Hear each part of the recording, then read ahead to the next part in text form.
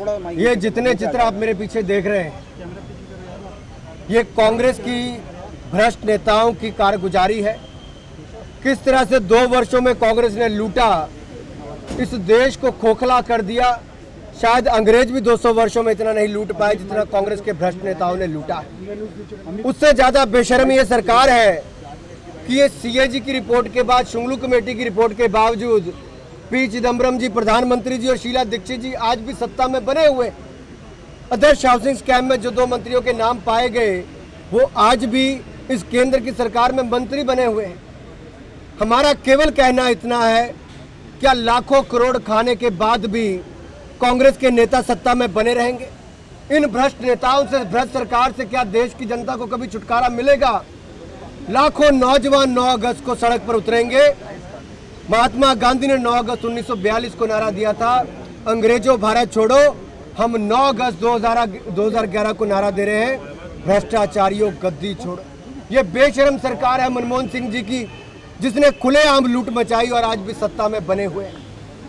आम आदमी महंगाई की मार में पिस रहा है, भ्रष्टाचार की मार में पिस रहा है, लेकिन इस भ्रष्ट सरकार से छुटकारा नहीं मिल रहा। इसीलिए जन जागरण अभियान के लिए हमने ये कैरिकेचर के माध्यम से, कार्टूनों के माध्यम से हमने एक ऐसे चित्र तैयार किए जिसमें इस सरकार की लूट, इस सरकार के भ्रष्टाचार को दिखाया गया है। एनसीआर रीजन में गाड़ियां जाएंगी और इसी तरह से कल से सभी प्रदेशों में भी ऐसी गाड़ियां घूमेंगी, ताकि आम जनता को पता चल पाए कि किस तरह से सरकार ने पूरे देश भर में लूट मचा रखी है। लाखों करोड़ खा गए, लेकिन आम आदमी के खाने के लिए 2 वक्त की रोटी भी नहीं। कितने दिन तक? 9 अगस्त 2011 को हमारा एक बहुत बड़ा कार्यक्रम, लाखों कार्यकर्ता संसद घेराव के लिए दिल्ली आ रहे हैं। तब तक ये लगातार गाड़ियां सड़कों पर 24 घंटे चलती रही।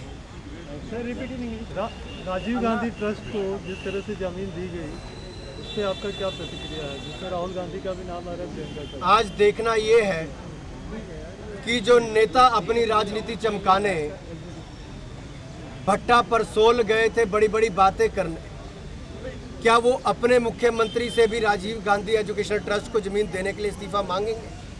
क्या जो अत्याचार हरियाणा के किसानों पर हुआ, उस पर भी उनका, हरियाणा के मुख्यमंत्री का इस्तीफा लिया जाएगा?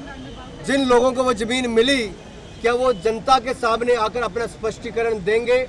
क्योंकि भ्रष्टाचार के मुद्दे पर आज तक कांग्रेस पार्टी के वरिष्ठ नेता अपनी बात नहीं रख पाए हैं। देश की जनता उनकी बात सुनना चाहती है। आखिरकार उनके ट्रस्ट को जो जमीन दी गई, उसके ऊपर उनका अपना क्या कहना है? क्या वो अपने मुख्यमंत्री का इस्तीफा लेंगे?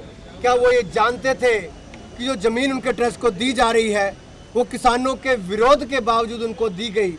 अगर दी गई तो क्या वो उस जमीन को वापस लौटाएंगे कि नहीं लौटाएंगे, कि उसके ऊपर कब्जा करके रखेंगे?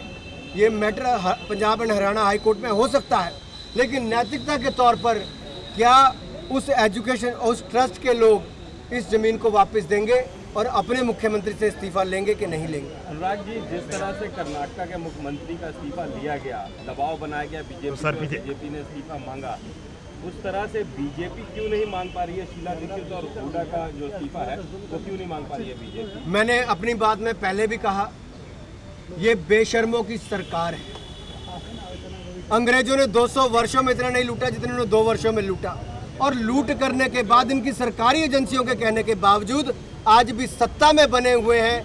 देश की जनता को यह तय करना है कि इस भ्रष्ट सरकार से छुटकारा कैसे पाना है। शीला दीक्षित को इस्तीफा देना चाहिए, पी चिदम्बरम जी को इस्तीफा देना चाहिए, यहाँ तक कि प्रधानमंत्री जी को, जिन्होंने सुरेश कलमाड़ी को ओसी का चेयरमैन बनाया और उसके बावजूद लगातार उन्होंने जो भ्रष्ट नेता थे उनको संरक्षण दिया है। चाहे गांधी परिवार के लोग हो, अगर उनको भी जमीन मिली है तो क्या वो अपने मुख्यमंत्री का इस्तीफा लेंगे या नहीं लेंगे? आज ये जनता इन सवालों का जवाब चाहती है। इन सवालों के जवाब हम कांग्रेस के वरिष्ठ नेताओं से चाहते हैं, जो आज तक भ्रष्टाचार पर बोले नहीं।